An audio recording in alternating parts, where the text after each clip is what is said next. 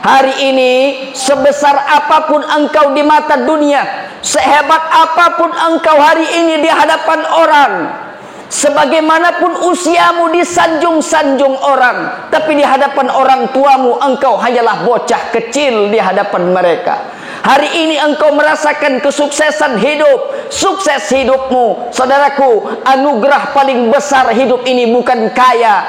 Anugerah terdahsyat hidup ini bukan Allah mudahkan hidupmu. Apapun yang engkau mau bisa engkau beli. Anugerah terbesar hidup ini adalah ketika kita masih hidup, ternyata Allah masih izinkan bersamaan kita masih punya orang tua. Itulah anugerah terbesar.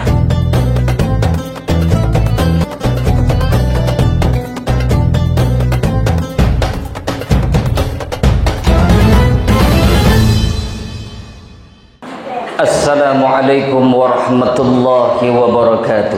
Waalaikumsalam warahmatullahi wabarakatuh. Allahu akbar, Allahu akbar, Allahu akbar. Allahu akbar, Allahu akbar, Allahu akbar. Allahu akbar, Allahu akbar, Allahu akbar. Allahu akbar kabira, walhamdulillahi katsira. Wa subhanallahi bukratan wa asila. La ilaha illallah wahdah, sadaqa wa'dah, wa nasara 'abdah, wa 'azza zullah, wa hazama al-ahzaba wahdah. La ilaha illallah wallahu akbar walillahil hamd. Alhamdulillah, alhamdulillahilladzi ja'ala hadzal yawm a'zama min sya'airillah.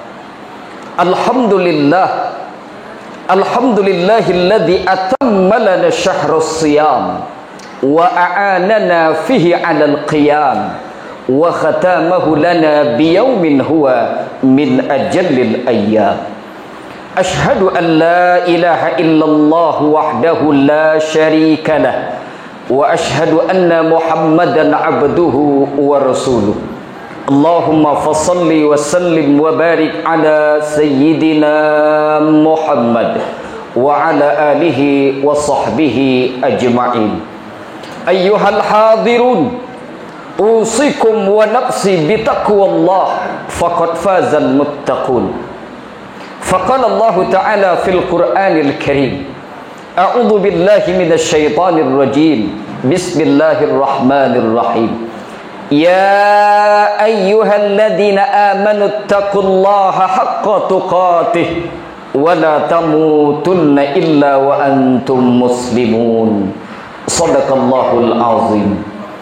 Allahu akbar, Allahu akbar, Allahu akbar walillahil hamd.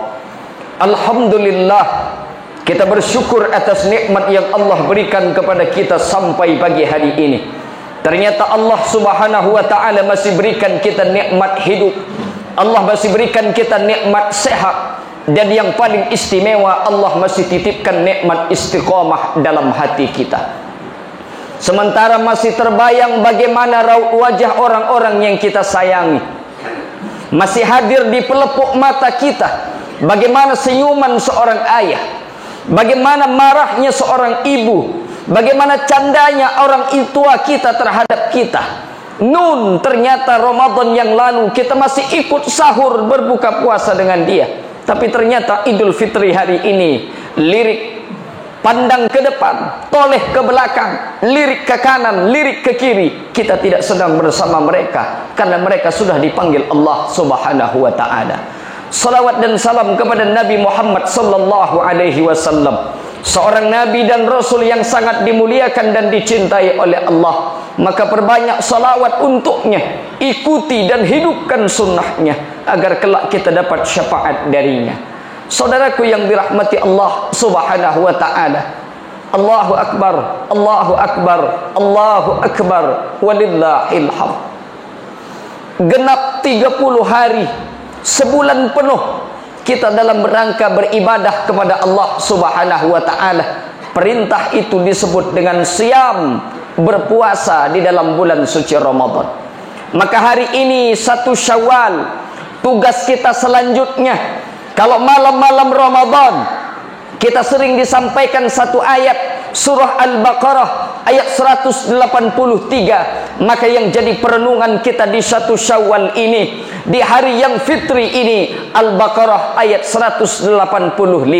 A'udzu billahi minasyaitonir rajim. Walitukmilul iddata walitukabbirullaha ala ma hadakum wa la'allakum tashkurun.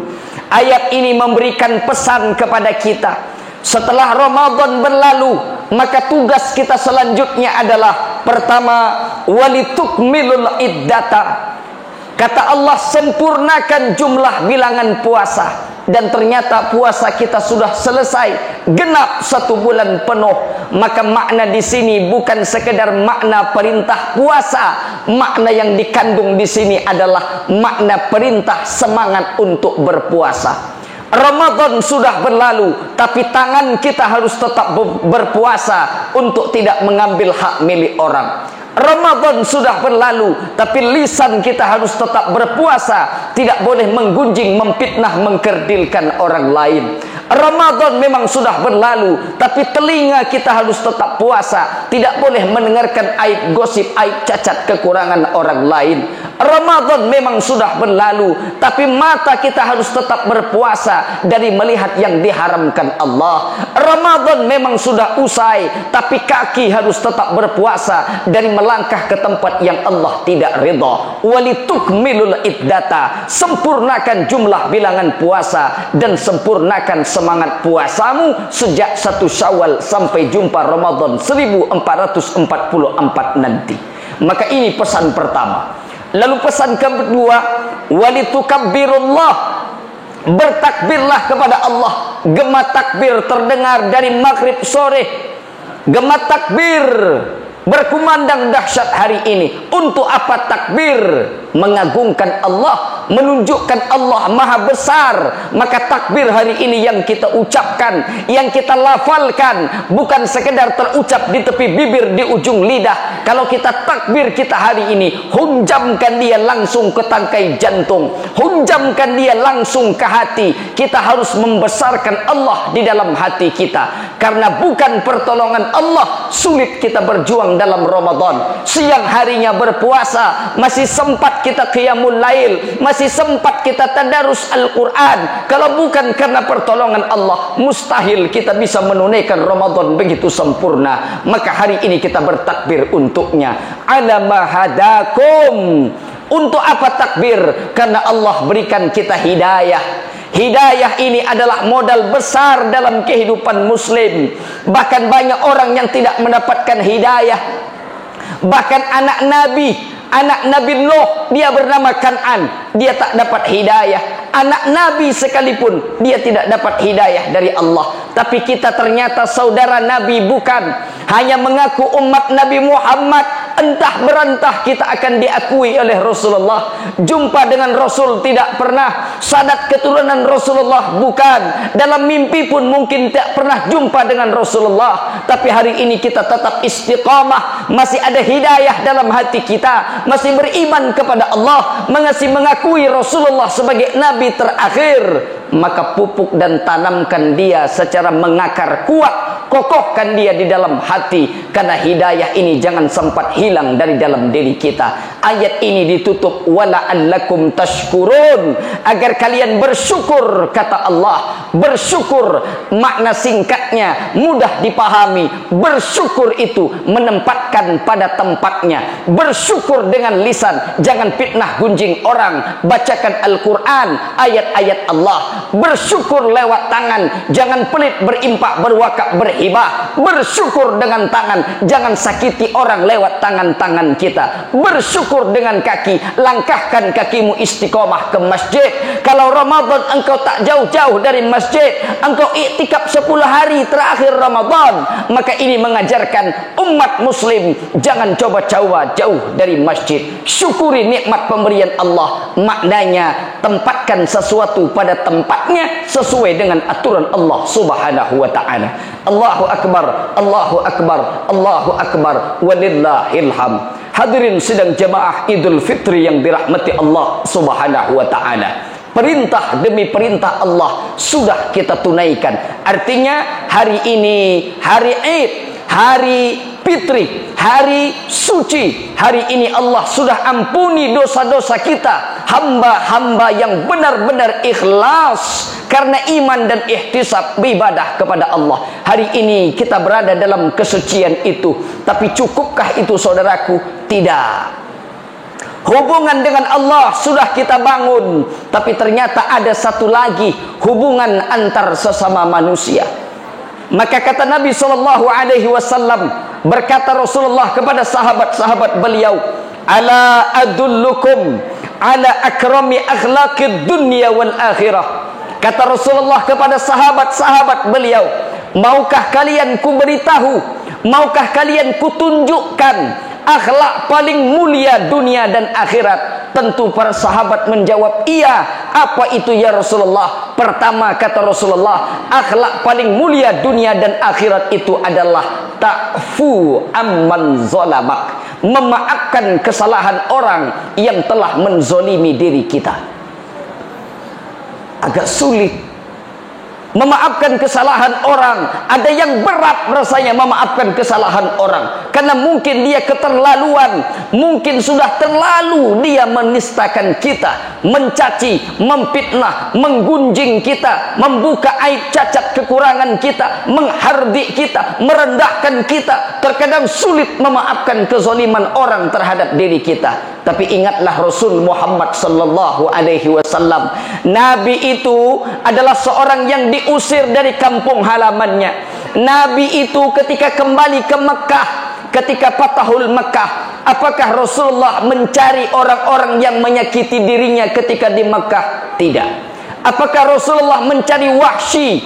Wahsy itu adalah orang yang menombak paman Nabi Hamzah bin Abdul Muthalib di perang Uhud. Jantungnya dikunyah, tangannya dipotong, hidungnya digunting dijadikan liontin, telinganya digunting, seluruh anggota badannya dilepas. Begitulah keadaan Hamzah bin Abdul Muthalib, paman Nabi Muhammad, yang melakukan itu bernama Wahsy atas suruhan Hindun. Apakah Nabi Muhammad membalasnya ketika Fathul Makkah terjadi? Tidak. Apakah Rasulullah mencari orang kafir yang membunuh Mus'ab bin Umair, yang kedua tangannya terpotong di saat dia membawa bendera Islam? Rasulullah tidak membalas. Rasulullah berkata, wa antum tulaqa, kalian bebas. Begitulah Rasulullah sallallahu alaihi wasallam mencontohkan kepada kita agar kita mampu memaafkan, menghalalkan terhadap apa yang dirasakan kita untuk orang lain. Allahu Akbar, Allahu Akbar, Allahu Akbar, walillahil hamd. Maka ini amat sangat penting saudaraku yang dirahmati oleh Allah. Kalau kesalahan kepada Allah, Allah akan ampuni dosa kita.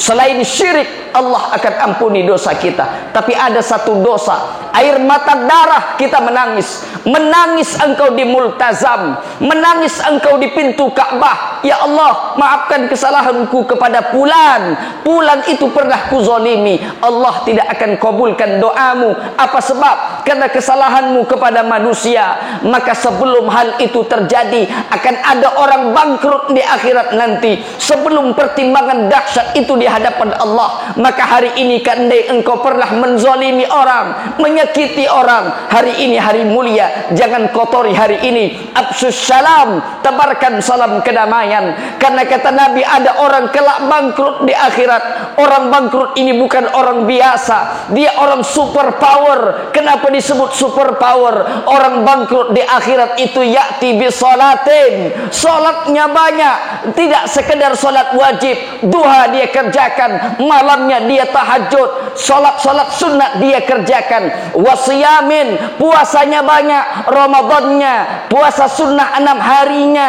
Senin Kamisnya, wa zakatin, zakatnya banyak, dan dia sudah naik haji ke Baitullah, amal ibadahnya banyak, tapi bangkrut di hadapan Allah. Kenapa dia bangkrut? Syatama hada, lisannya liar, mencaci, memfitnah, menggunjing orang. Wa qadhafa hada, dia menuduh-nuduh orang. Akala mala hada, dia pernah memakan hak orang.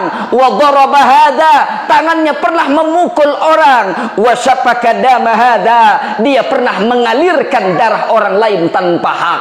Maka ini disebut orang zalim. Ibadahnya banyak, tapi seluruh ibadahnya akan diberikan kepada orang yang pernah ia zalimi di dunia ini. Maka kelak dia akan masuk ke dalam neraka. Inilah orang masuk neraka, ahli ibadah di dunia, tapi dia masuk neraka. Masuk neraka bukan karena zina, masuk neraka bukan karena mencuri, masuk neraka karena menzalimi orang lain dalam kehidupannya. Maka sebelum hal itu terjadi, saling menghalal dan memaafkanlah. Inilah pesan pertama Rasul, ta'fu amman zalamak, memaafkan kesalahan orang yang telah menzalimi kita.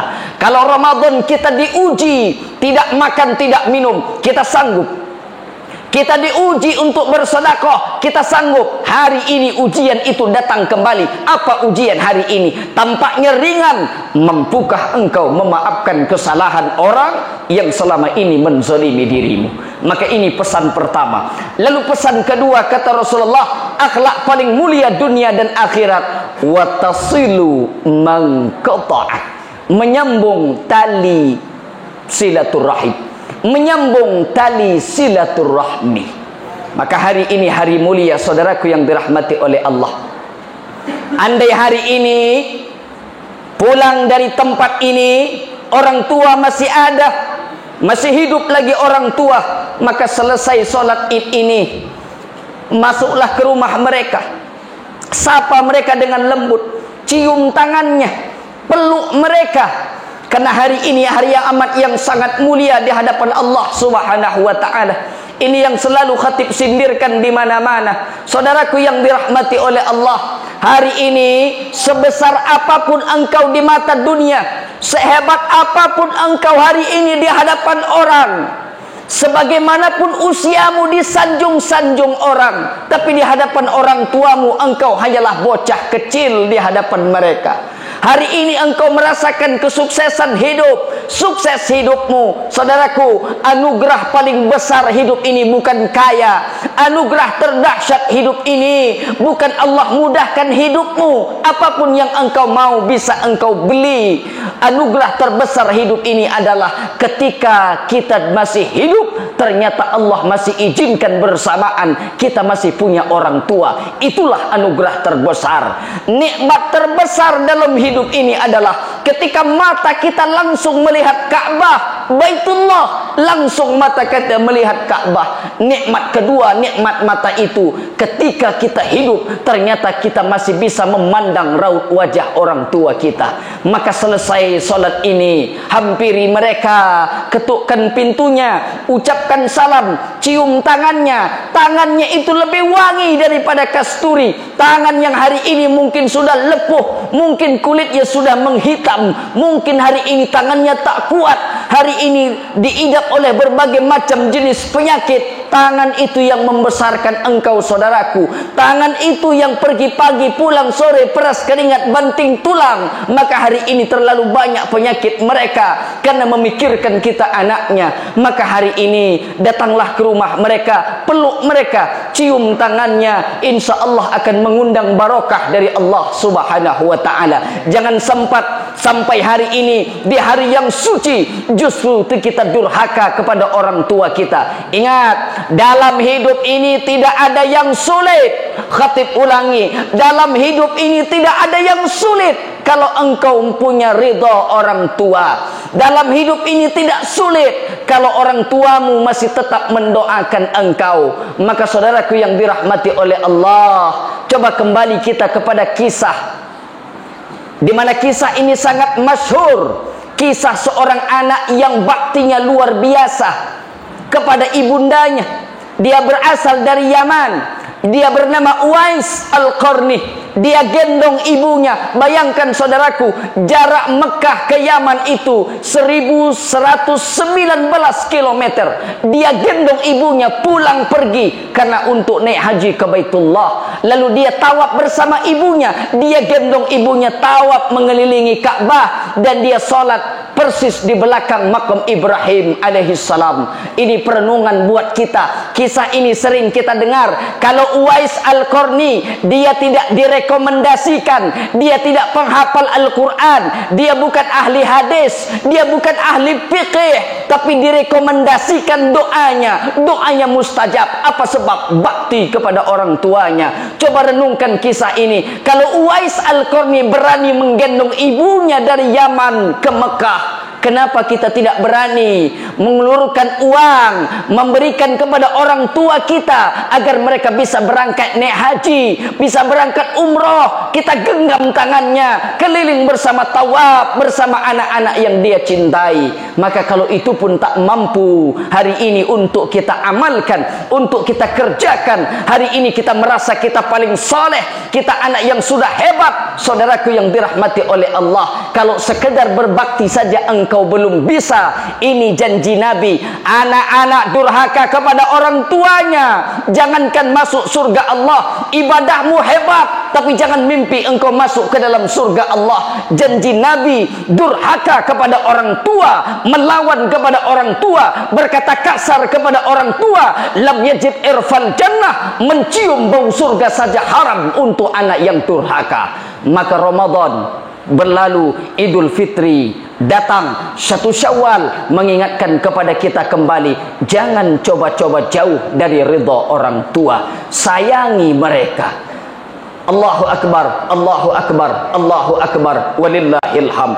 Terakhir, jemaah Idul Fitri yang dirahmati oleh Allah, kata Rasulullah sallallahu alaihi wasallam, akhlak paling mulia dunia dan akhirat itu adalah tu'ti man haramak, memberi kepada orang yang tidak pernah memberimu.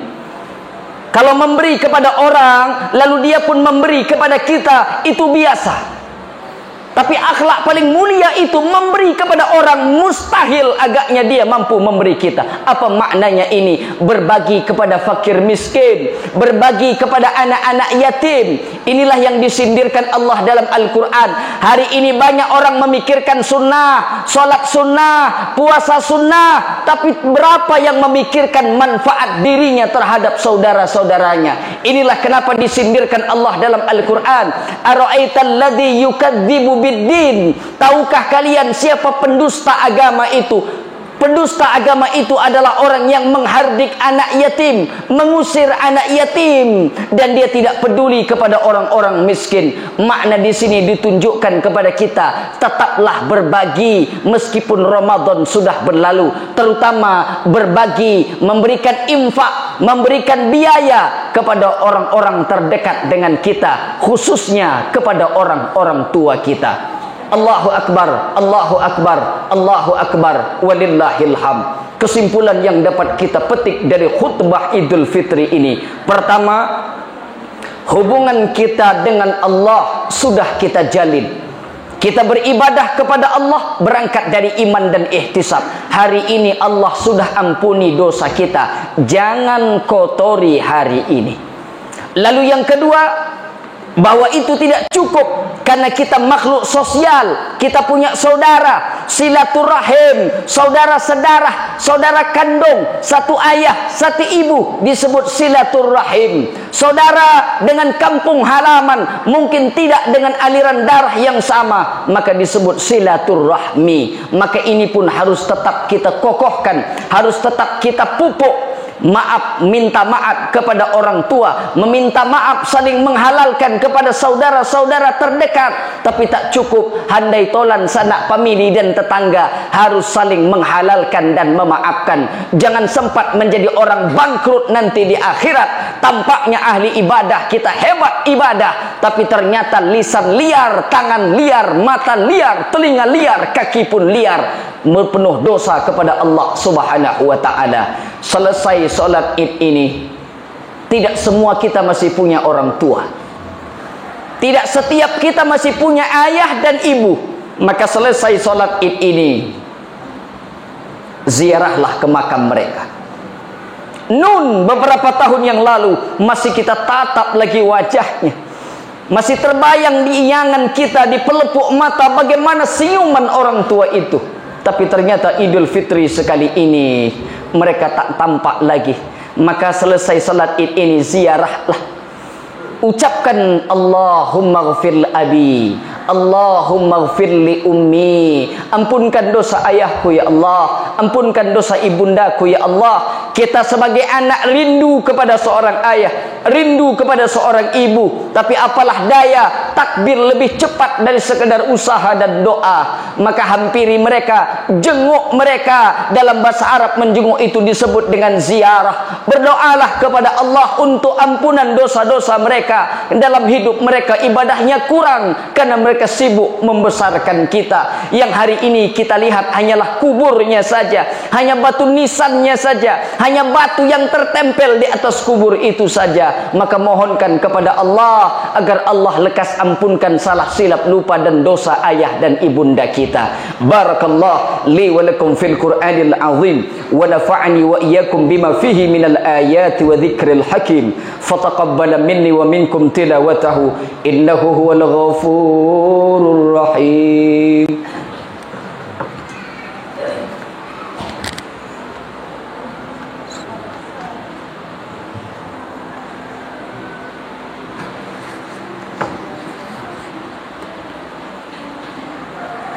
Allahu akbar, Allahu akbar, Allahu akbar, Allahu akbar, Allahu akbar, Allahu akbar, Allahu akbar, Allahu akbar, Allahu akbar, Allahu akbar, walillahil hamd.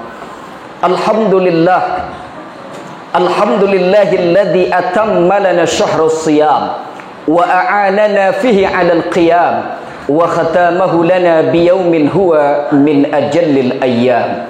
Ashhadu an la ilaha illallah wahdahu la syarika lah wa ashhadu anna Muhammadan abduhu wa rasuluh.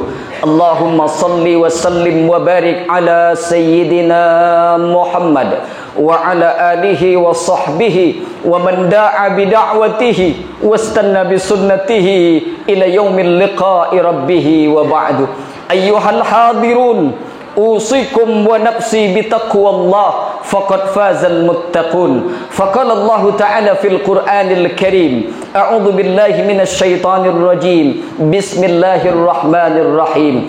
Ya ayyuhalladzina amanu taqullaha haqqa tuqatih wa la tamutunna illa wa antum muslimun. Shadaqallahul azim. Innallaha wa malaikatahu yusalluna 'alan nabi ya ayyuhalladzina amanu sallu 'alaihi wa sallimu taslima. Allahumma salli 'ala sayyidina Muhammad wa 'ala ali sayyidina Muhammad kama sallaita 'ala sayyidina Ibrahim wa 'ala ali sayyidina Ibrahim wa barik 'ala sayyidina Muhammad wa 'ala ali sayyidina Muhammad kama barakta 'ala sayyidina Ibrahim wa 'ala ali sayyidina Ibrahim fil alamin innaka Hamidum Majid.